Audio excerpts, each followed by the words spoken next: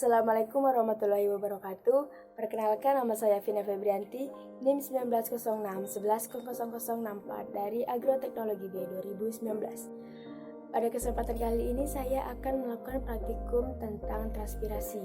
Nah, sebelum kita memulai praktikum, seperti biasa kita harus tahu terlebih dahulu apa itu transpirasi. Menurut Indra Dewa 2011, transpirasi adalah proses hilangnya air pada tanaman dalam bentuk uap air melalui stomata, lubang kutikula, dan juga lentisel.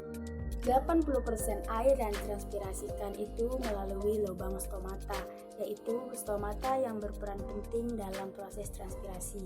Sebagian besar air yang diserap oleh tanaman itu akan ditranspirasikan. Nah, karena sekarang kita udah tahu apa itu transpirasi, sekarang langsung aja kita mulai praktikumnya. Nah, sekarang kita siapkan terlebih dahulu alat dan bahan yang akan digunakan dalam praktikum. Alat dan bahan yang pertama itu ada pacar air,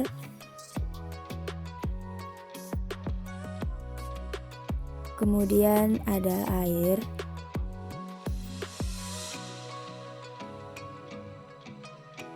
kapas,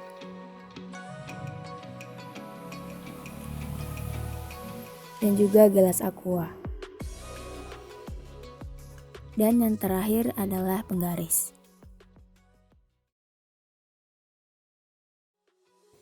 Yang pertama, kita tuang air ke dalam gelas aqua.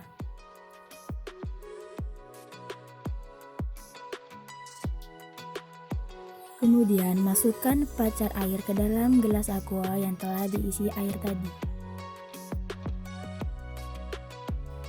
Selanjutnya, ukur ketinggian air yang berada di dalam gelas aqua. Beri kapas di sekitar batang pacar air agar pacar air tersebut tetap di tengah dan tidak goyang.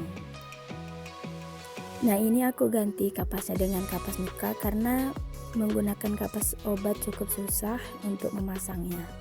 Pastikan kapas tidak jatuh dan menyentuh permukaan air. Selanjutnya, diamkan selama 3 hari.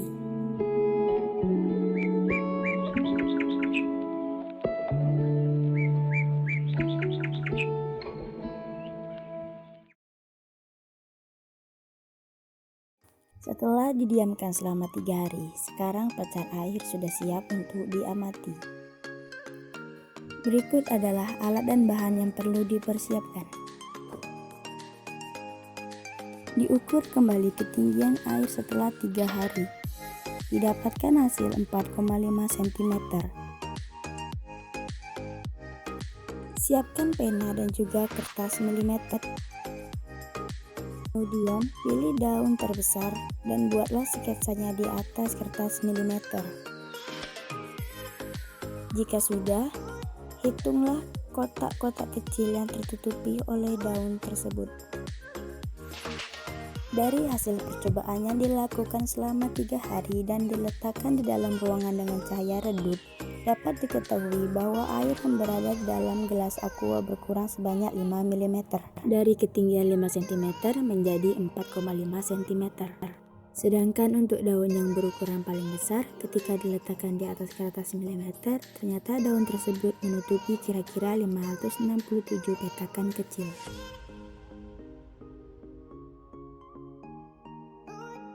Laju transpirasi dapat dipengaruhi oleh kandungan air tanah dan laju absorpsi air di akar. Siang hari, biasanya air ditranspirasikan lebih cepat daripada penyerapan dari tanah.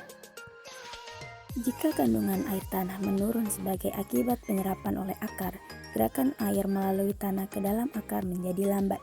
Hal ini cenderung untuk meningkatkan defisit air pada daun dan menurunkan laju transpirasi lebih lanjut. Benyamin 2012.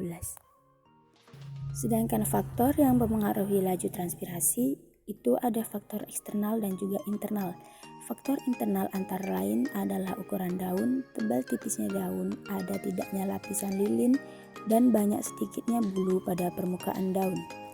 Banyak sedikitnya stomata, bentuk dan lokasi stomata, termasuk pula umur jaringan merupakan faktor internal dari transpirasi. Sedangkan faktor eksternal seperti radiasi cahaya, suhu, kelembaban udara, angin, kandungan air tanah, gradien potensial air tanah, atmosfer, serta adanya zat-zat toksik di lingkungannya. Menurut Haryanti 2010, proses transpirasi ini selain mengakibatkan penarikan air melawan gaya gravitasi bumi, juga dapat membandingkan tanaman yang terus-menerus berada di bawah sinar matahari. Mereka tidak akan mudah mati karena terbakar oleh teriknya panas matahari, karena melalui proses transpirasi terjadi penguapan air. Dan penguapan akan membantu menurunkan suhu tanaman. Kesimpulannya adalah bahwa benar sebagian air yang diserap tanaman akan ditranspirasikan. Hal ini dibuktikan dengan berkurangnya volume air di dalam gelas aqua setelah didiamkan selama 3 hari. Dalam melakukan praktikum ini, disarankan agar lebih teliti dalam mengukur ketinggian air sebelum didiamkan dan setelah didiamkan selama 3 hari, agar hasil yang didapat juga lebih akurat. Baiklah, sekian video dari saya. Assalamualaikum warahmatullahi wabarakatuh. Bye.